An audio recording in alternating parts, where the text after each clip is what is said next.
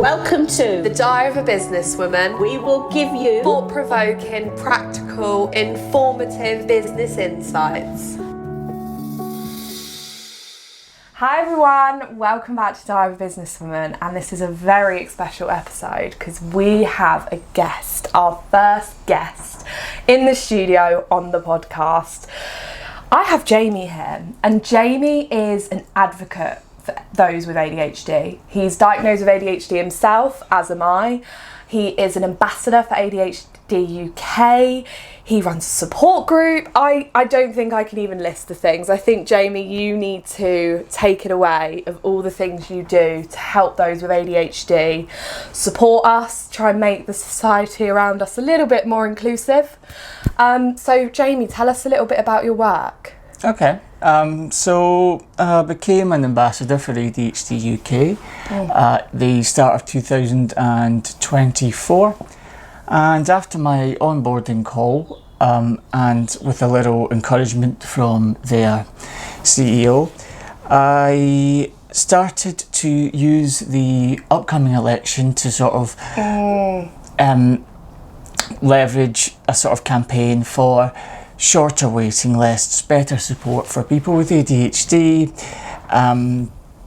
and sort of all the things that go along with it.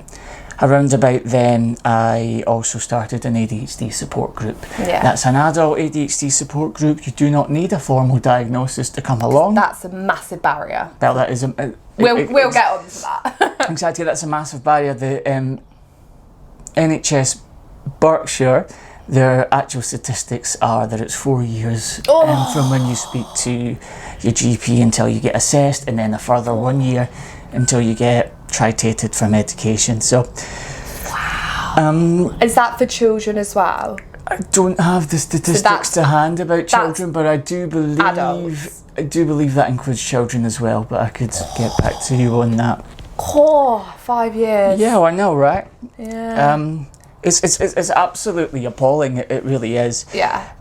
So what I started doing then was, in the lead up to the election, I started writing to all of the MPs in the area that were standing for election. So off the back of that, I got a call with Matt Rodder. Really?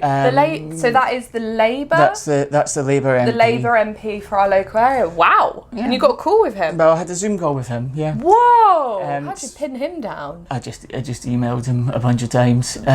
See, this is it. Why do we have to be on at them to... Anyway, fab. Sorry. I'm fixated on these things. No, fab. No, that's perfectly fine. So I had a meeting with him to ask him what his... relationship to ADHD was, what he thought of the issues, and what his party would do should they get in power. And I asked all of the other MPs who were standing for election as well in the area the same questions. So I had the Zoom call with Matt. He said that he didn't think that there was enough being done to support people with ADHD. He's seen that there was a problem. He said if his party got into power, they wouldn't make changes overnight, but they would make changes. So, when Labour got into power, it was Matt Rodder again, who was our MP. So I emailed him to congratulate him for his win. Nice. And to say, just to press him further, to sort of take action on the things that we discussed. It's quite early on, so we can... time will tell. Absolutely, but I think following up and being persistent is the only way. It shouldn't be needed. Well, no, it shouldn't be, but it is. That's wow. So, what are some of the actions he spoke about? Some of the actions he spoke about, like I say, he was very vague. They love that. He just said that it wouldn't happen overnight, and that's basically the long and short of it. I have been in contact with him since. It's a bit of a slow process, but we'll see what happens. So what I started, as well as doing that, I started going to the ICB meetings, which is Integrated Care Board. And ICB. So the ICB is basically the purse every area, every NHS trust has an ICB. Okay. And they are in control of the funding that goes out to all the local services, as I understand. Oh, interesting. So I started going to their meetings as a spectator, and I started asking questions as a spectator. And I asked them about the waiting lists, the lack of support. I also asked them about the lack of data that the Department of Education is gathering on people with ADHD and dyslexia compared to people with autism, which is a traced characteristic. And what the Department of Education uses this data for, or should be using this data for, is to improve services moving forwards. But like I say, going to these meetings, it is a slow process. I'm just going as a spectator and asking questions from the spectators gallery. As always, you get a pat on the back, well done, thank you for all that you do, but I haven't seen much of the conversation shifting in those meetings as of yet, but we will get there. We definitely will get there. I think when there's people like you advocating and showing the people in charge where the gaps are, and you're not sitting back, I'll let you do your thing, you're following up. You're emailing again. Typical ADHD trait, isn't it? Once exactly we're fixated, it's happening. Once we have I don't know about you, but I need a sense of justice. Absolutely. It's a real value of myself. Absolutely. You need, there's funding out there, there's gaps out there. Why are we not merging those two? So what is some of the big barriers? Waiting list times is huge. Yeah, I mean that's up there. Yeah. People then can't access the support. I think my problem is you get your diagnosis, you choose medication or not. That's your right. Then what? But This is our conversation. Then what? Okay. Well, there's nothing. Absolutely nothing. There's, you wait your 4 years. You wait your 1 year for your tritation, whatever. Yeah. I mean, for a start, right? When you look at the medication, when you look at the instructions of the medication, it actually says that this is not enough. You need to be doing other things as well as having medication. So to accompany the medication, you ought to be doing things like ADHD specific counselling or ADHD coaching, and just learning everything that there is to know about ADHD. How the brain operates. And how the brain operates, because it's so empowering to know these things, and that's what sort of helps you. And there's just no support to accompany the medication. And I mean, some people choose not to take medication. Some people don't respond well to the medication. And even at that, the pamphlet that comes with the medication specifically says that this is just one part of it. You need to be doing other things. So the waiting list is a problem in its own right. The lack of support is a massive problem. The lack of support post-diagnosis, but also the lack of support for people who are on the waiting list who suspect that they might have ADHD. Yeah. I mean, there's just absolutely no support for people who are on the waiting list. And okay, fair enough. Some of these people, it might turn out that they don't have ADHD, right? That may well be the case, but the fact that they have got to a stage where they have got themselves on the waiting list means something is wrong. Something is getting in the way of their life. Something is stressing them out, and there just needs to be more support. Oh, it's awful, but it's fabulous these conversations are being had. I think so, I'm so glad. So can you tell us a little bit about your support group that you started, and tell us how that helps the people that participate in that? Okay. So we meet up once a month. You don't need a diagnosis to come along to this group, by the way. Important. And I think that's important to tell people that, because when I was self-identified, before I had my official diagnosis, I actually didn't feel like I belonged in the support groups on Facebook, and going along to my local support group where I lived at the time But you know what? That was when I needed the support group more. Yeah. Oh wow, you're so right. You're so right. So I cannot stress enough. I cannot stress enough that, like, if you want to go along to any support group, no matter where you are, like, if you don't need a diagnosis to go along, then, like, you are absolutely welcome there. That like, is everybody's welcome there. So good. So good. So what is the structure of those monthly meetings? Is that more of a social and to sort of normalise ADHD? 1 in 7 of us are ADHD. There you go. That's a statistic that I didn't know. So there we go. Thank you very much. We're all learning today. And I think it's even higher personally. Oh, probably is. Yeah. But that's quite a few of you, within your small communities. So what happens at the support groups? So we meet up once a month. And we sit around in a circle.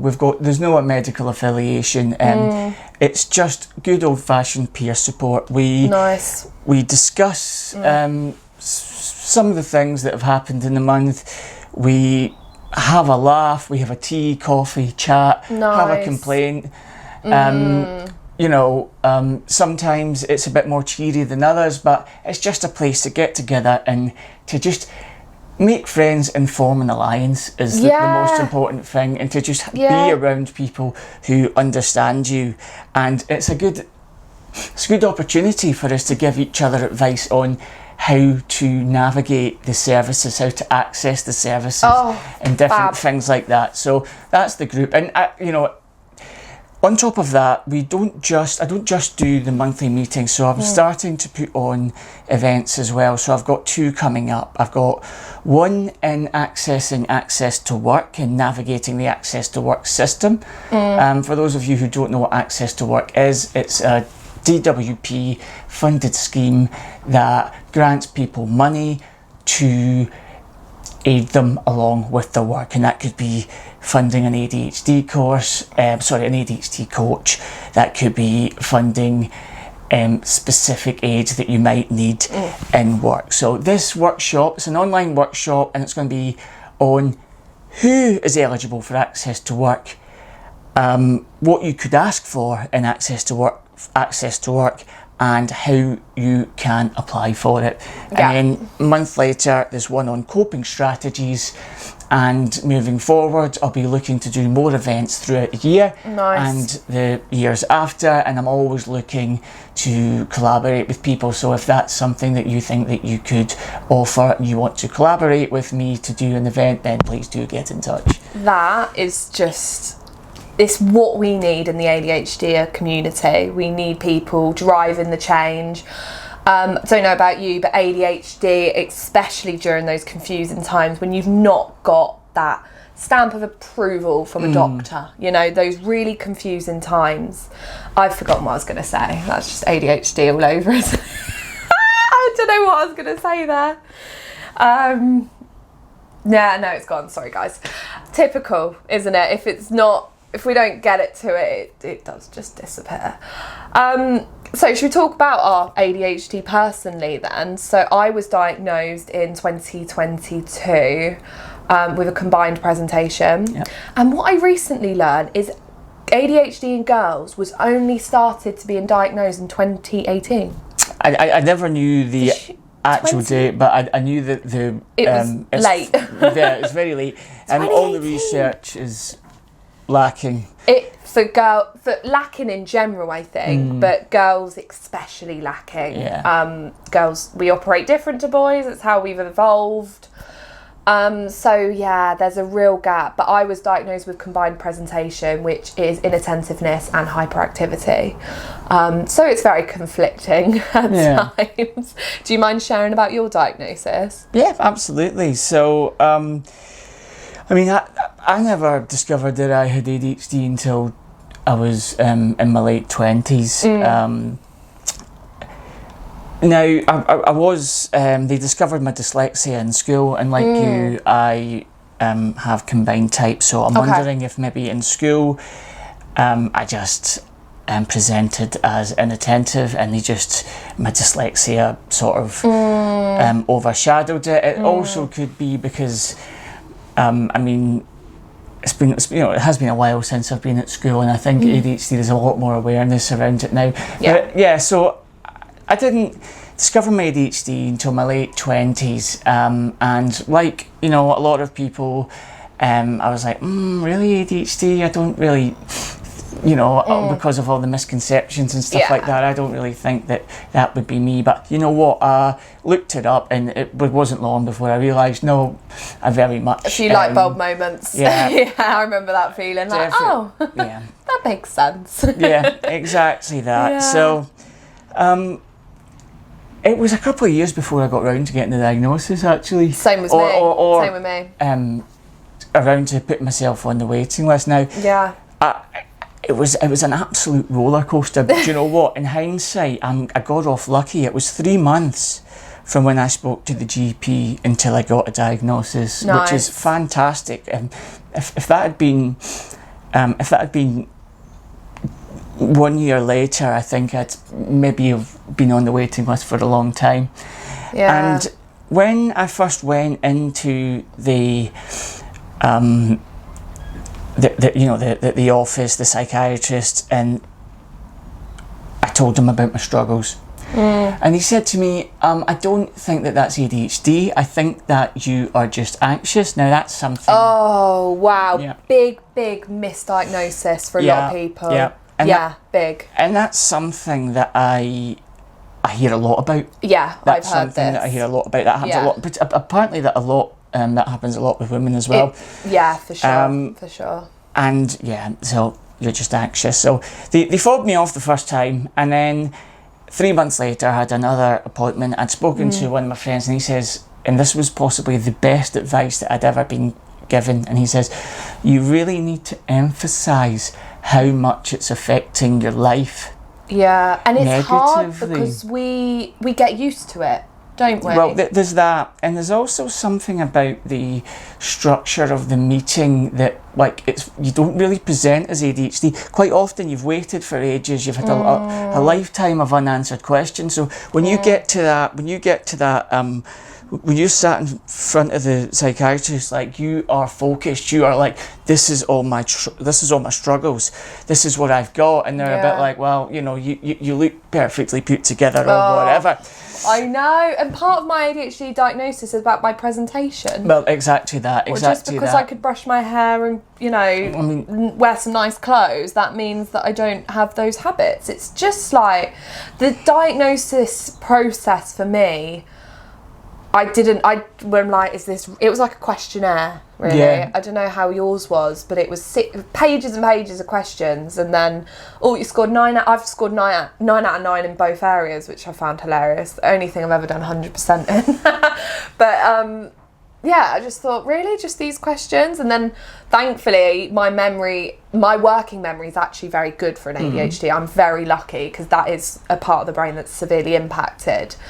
And I forgot my point again, so I just go on tangents. But the whole process of getting the diagnosis didn't sum up the 23 years of life that I had. No. That's what I'm trying to say. Yeah, it's I mean, even like the DSM, which is the diagnostic criteria, it really only really focuses on, like, school children and little boys. You're right. That misconception of ADHD being for children or being for little boys, that really shows in the diagnostic criteria, in my opinion. Yeah, throwing the chair across the classroom. Exactly. Typical example. Yeah. Exactly that. It's interesting. So we were talking about my diagnosis. We were talking about So when I went back later, I'd had some troubles with a job that I was in, and I was getting into some confrontation with people, and I almost got sacked. And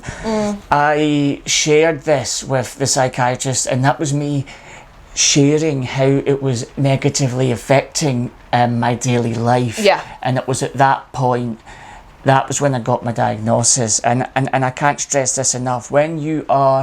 If you're trying to get a diagnosis, or you have a diagnosis and you're trying to get support, it's not enough to tell them what you're struggling with.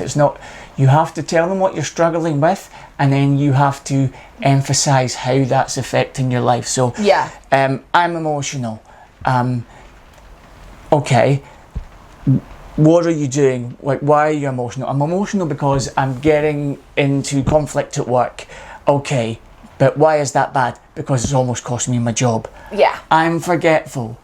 Okay, how is that affecting you?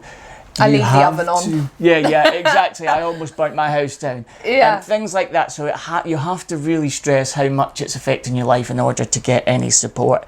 Good advice. Yeah, and Good advice. it's the best advice that I've ever been given, and it really seems to work when I'm trying to get support for myself, or anything.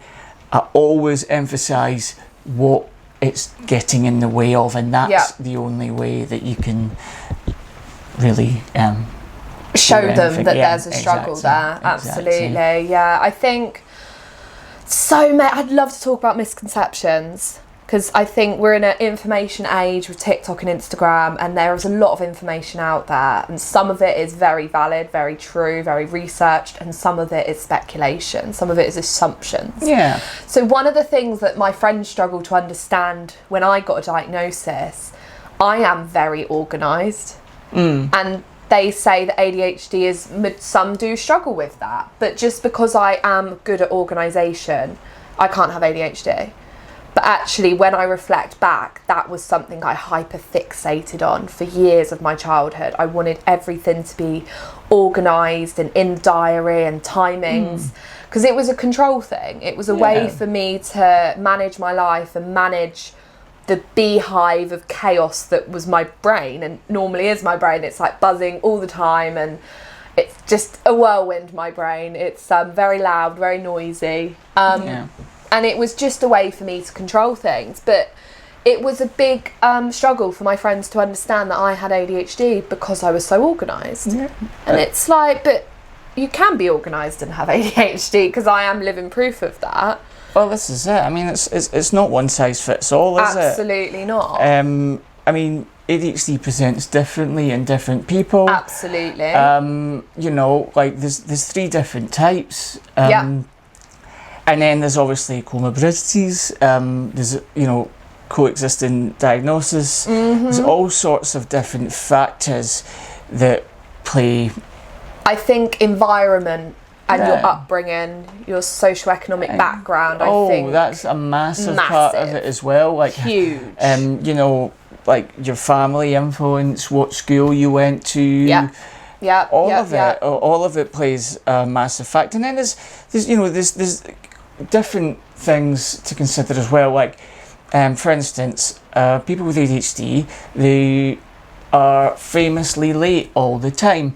However, I know that about myself, so over the years I have learned to get myself on time, because I don't ever like to be late. So there's so many different factors, and it's important to recognise that, like,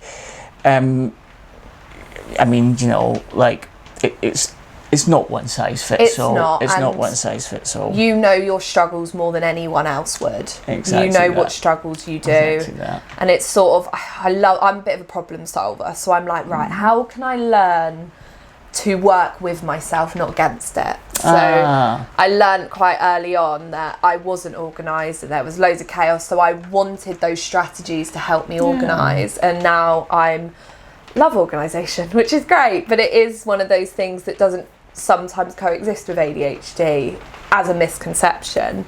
But it's okay to, like, recognise you're not the best at timekeeping or things, and then doing something about it. Well, exactly. And that's where the ADHD coaching comes in. I went through ADHD coaching, and it was so insightful for me as a person. Really Did you go through it yourself? I got some funding through Access to Work. Fabulous. And I did have some ADHD coaching. What I will say is, though, about the ADHD coaching, as fabulous as it is, it really ought to be something that is state funded, because unless that you get funding through Access to Work, it can be pricey. up to about, it's really expensive. It can be £150 for an hour session, and that's, like I say, these people spend a lot of money to get this qualification, and a lot of them are very skilled it is worth that money, but to me,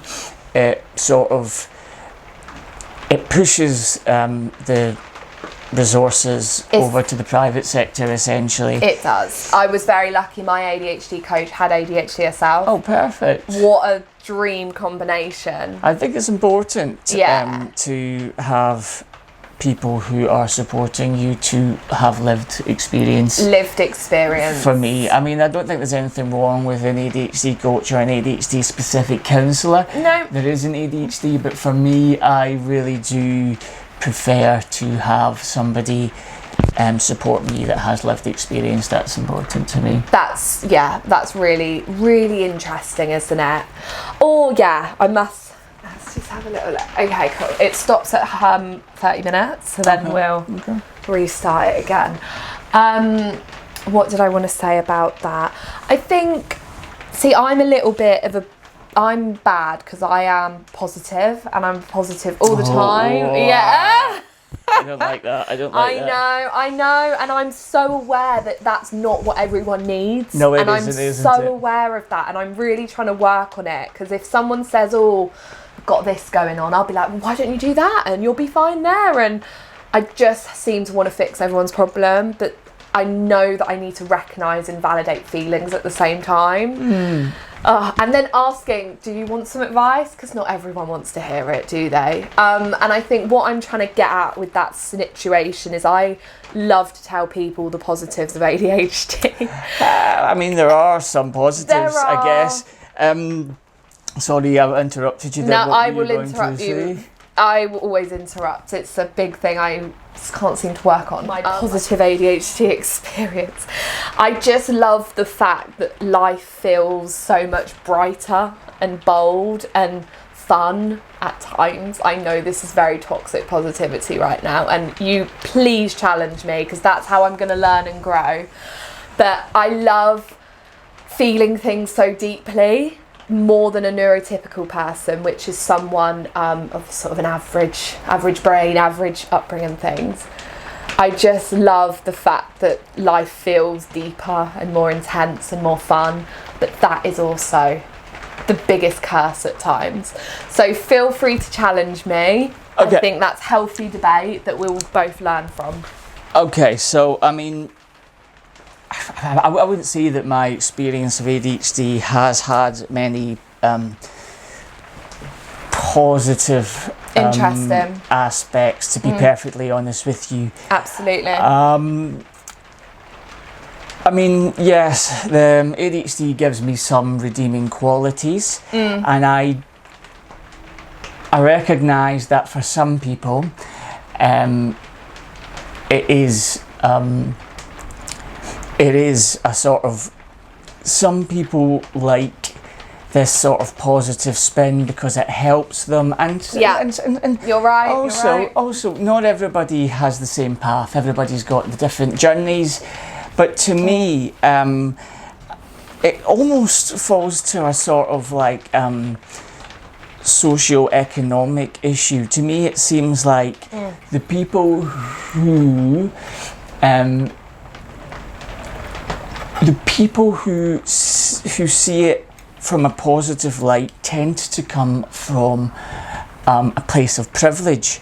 Interesting. Because if you look at so ADHD is associated with lower social class, apparently. That's according to NICE. Wow. People with ADHD are far more likely to be in a car accident that's deemed serious. Yeah. And I mean, the prisons at the minute are just full Over of 40% of the population. Yeah. And some people would Wild. say that would be even more, but I would agree, yeah. the prisons are full of undiagnosed and untreated ADHD. Now, yes, sure, we have things like hyperfocus, which a lot of people would say is great because it helps them get things done. But my own experience would be that hyperfocus, I never hyperfocus on the right things. None of the sort of strengths that typically come with ADHD have been useful to me. So therefore, like, for instance, right, I've never had what they call a real job. I've got very minimal qualifications. And I truly believe that if I weren't brought up in the scenario that I was brought up, if I wasn't born into a sort of middle class family, I could have been one of those statistics, and one of those prison statistics. I think I may have went down the wrong path or made the wrong choices. I mean, this sort of positivity spin. I debate this all the time. And I find it interesting. I could debate this all day and all night. So already, right, it is so difficult for people with ADHD to get access to PIP, right? Getting access to any benefits when you've got ADHD is near impossible. I choose not to drive because I do not trust myself behind the wheel of a car. Now, this is really interesting. I speak to people all the time with ADHD, and this is hilarious. And every single time I tell them, you know, I choose not to drive. And they say to me, oh, no, but I've got ADHD. I'm also dyslexic, and I drive, and I've only had a few accidents. And, you know, that might not be everyone's experience. But anyway, so for that reason, I honestly think that I should have a bus pass, because I don't drive because of my diagnosis, because of my struggles, and I think that I should have a bus pass. So, so, like, it's already difficult to get benefits. It's already difficult to get support. A lot of people will argue that ADHD shouldn't be seen as a disorder. ADHD shouldn't be seen as a disability, and ADHD, shouldn't be seen as a disorder. Shouldn't be seen as a disability, and should be seen as a different way of thinking. Now, for me, the disorder and the disability acts as a framework in order to get reasonable adjustments, in order to be accepted. The disorder and the disability acts as a framework to fight against discrimination that you may face in work. So I'm very, very, very, very passionate about that. Fascinating. Because, like, I spent my whole life, and I genuinely thought I was stupid. I really did. And then I discovered my ADHD, and as you can imagine, a whole weight got taken off my shoulders. It was fantastic, but that didn't last very long, because as soon as I realised there wasn't any support, and when I started being in certain circles where people would say that ADHD was a superpower. That cringes me. It's just a different way of thinking. It took me back to the sort of dark ages before I discovered my ADHD. And it took me back there, and I sort of think to myself, well, if ADHD is so bloody great, then why the hell am I still struggling? And to say that, to go like full on, this toxic positivity, in my opinion, it's a mockery to the criminal justice system and to the people who are, people who are homeless, people who are living real challenges as a direct result of their ADHD. What a beautiful argument. What a perfectly balanced. Oh, hang on, my microphone fell off. What a perfectly balanced explanation that I'm going to learn a lot from. Thank you very much. Also, I know that I probably should be a bit more mindful that some people do like it does empower people to be positive. It does empower people to be positive. So I really got to be a bit better at that. But having said that, it does, to me, it's that justice again. That you're talking about those that are in the prison system, that are homeless, and their struggles have unfortunately led them there. that is not a positive thing for them. That's impacted their life and will continue. And I think that representing those people in our society is so important. I think what you said to start with, that people that find it a positive, it's almost a coping strategy. Oh, can and be, I believe so. Exactly what it is for me, because I came from a very working class family. I lost my brother who had ADHD, and he was in a car accident. Oh. And he was 19. Yeah, sorry, I'm going to throw you on the spot here. He was 19 at the time. And I say to my counsellor, ADHD killed him. Oh, I mean, untreated, unmedicated, unsupported, never picked up in school. I mean, I assume that he was untreated. Yeah, he was untreated. And I spoke about this with my counsellor, because I blame ADHD.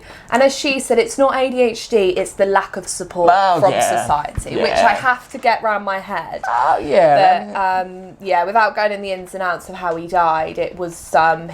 I'm sorry to hear that. That sounds absolutely traumatic. I never knew that. Yeah, no, I you know what? Some people I say it to, some I don't. But it shaped and transformed my life from that point.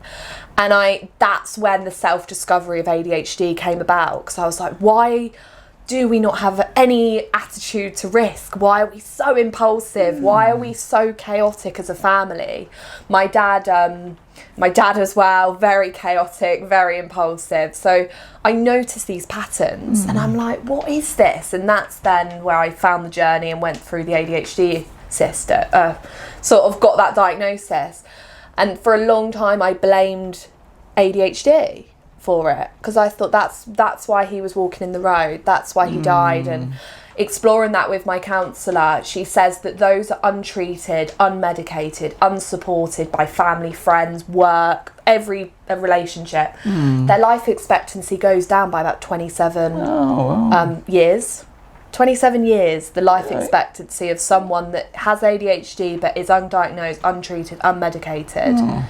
27 years of their life. That's an average as well. Oh, that's interesting. Sad, isn't it, to think that the support isn't there. As she said, it's a bigger killer than heart disease, which is one of our number one killers. So those sort of statistics really helped me to understand. Worryingly, she said those with ADHD that are sort of medicated and maybe treated has still got a life expectancy of 13 years below the average as well. Oh, really? That's quite stressful. It's it's very negative. I wonder. Is that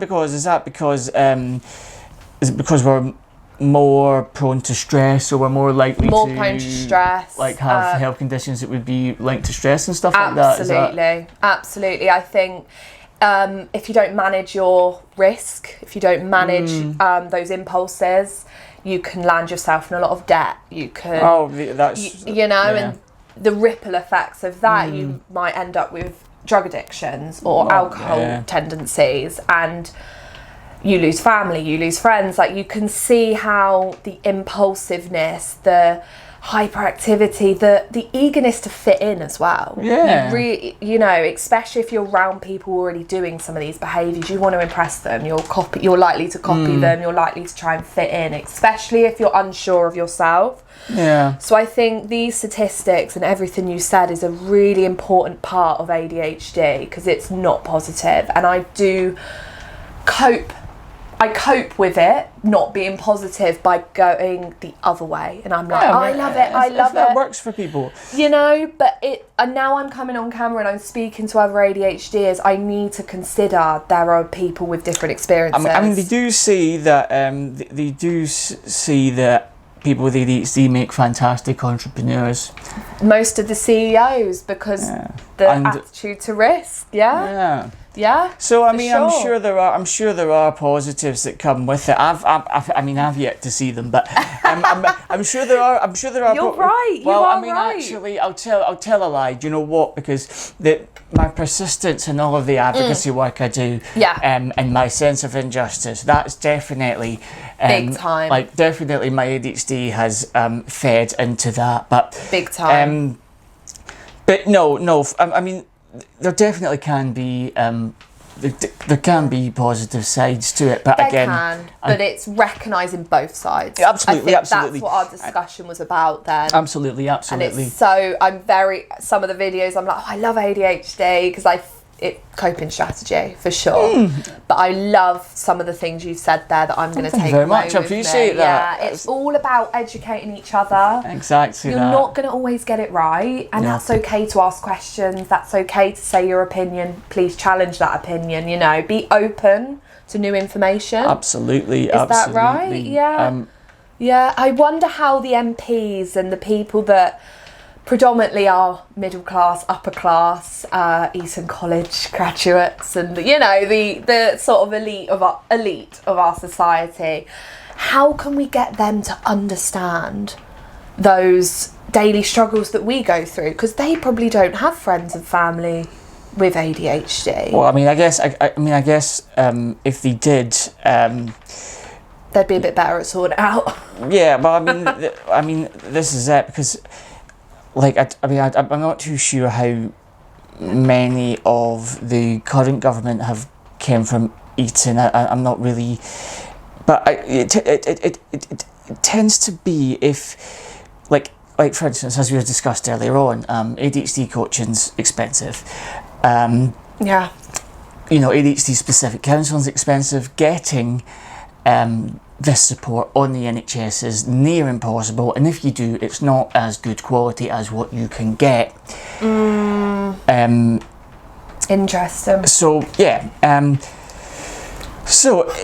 if you're from a sort of more well-to-do family, the chances are your ADHD isn't going to affect you in the same way. I mean, one of my favourite things is they always talk about Richard Branson and how he is dyslexic, how he is the best entrepreneur and all the rest of it. But what they fail to tell you is Richard Branson came from a very well-to-do family, which means that he could afford to take certain risks, and he also, by the time he was my age, he had an airline.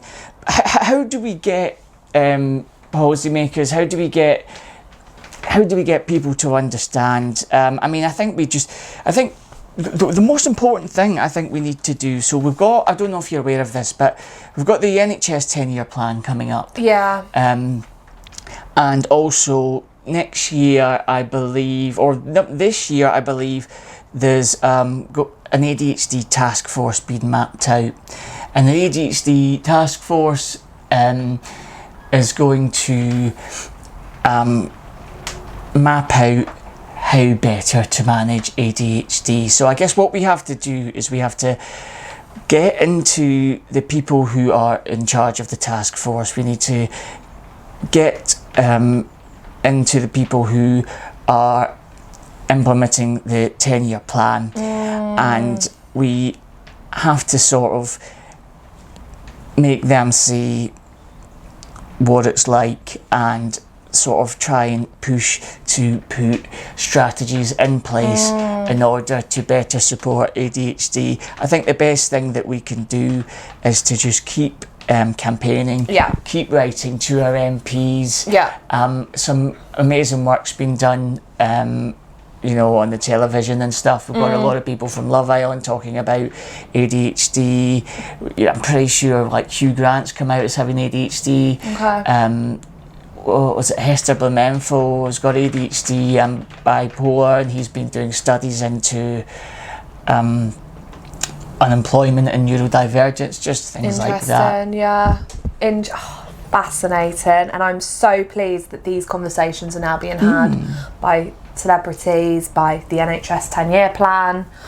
I think everything we can do, we're doing currently, and we're doing it for the next generation and ourselves and for our sense of justice. Well, this is it. That's a real value of mine, is justice and making sure things are fair for everyone and as inclusive as possible for everyone. Oh, absolutely. And I know that is a big statement, but I just believe that we all, in a developed country such as England, with a horrible history at times, but absolutely with a wealth that we have and status within the world, whether I agree or not, we should be looking after the people that have been here for generations. There, We've got no excuse. We pay enough taxes. We have enough systems to make this viable for those with ADHD. So I think it's really important.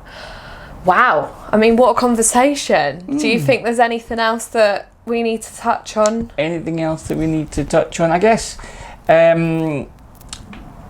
mean, I did speak about the Autism Act earlier on. So, I am really impressed with what the autistic community have managed over the years. They've managed to make autism a trace characteristic, and that is because of the Autism Act. They've managed to get the Department of Education to gather data, and that's to improve education. I really hope that the ADHD task force will put ADHD up there with that. When a lot of the, so I mean, Berkshire NHS Healthcare Foundation, they've got a neurodiversity strategy, but it is very autism centric, and it leaves out all of the other conditions under the umbrella. So it would be good to make that more inclusive to different conditions. Absolutely. They've also got the all ages autism strategy. Again, it would be really good to see a neurodiversity strategy that was more inclusive of all the conditions, and I think it's fantastic. I think at the minute we live in a time where neurodiversity is a hot topic. It's been spoke about and there's a lot of awareness, but we've still got so much work to do, and you know, I think we will get there slowly but surely. I think we will get there, and I think the ADHD community and other people from with other conditions can learn a lot from the autistic community. I really do. I'm really impressed with what they've managed to achieve.